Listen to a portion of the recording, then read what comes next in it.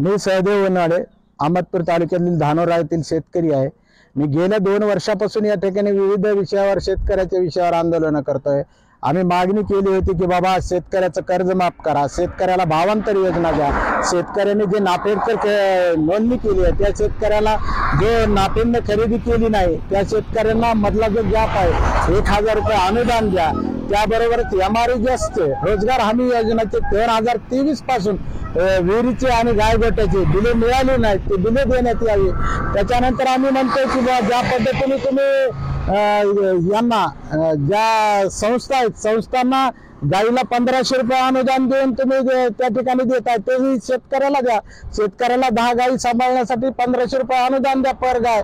त्याच्यानंतर आम्ही म्हणतोय ट्रॅक्टरला ज्या पद्धतीने तुम्ही अनुदान देताय त्या पद्धतीने बैलजोडी घेण्यासाठी सुद्धा अनुदान द्या, कारण 2-4 एकर शेती असलेल्या लोकांना बैलजोडी घेणं शक्य नाही, म्हणून अनुदान मिळालं तर त्या ठिकाणी बैलजोडी घेतील।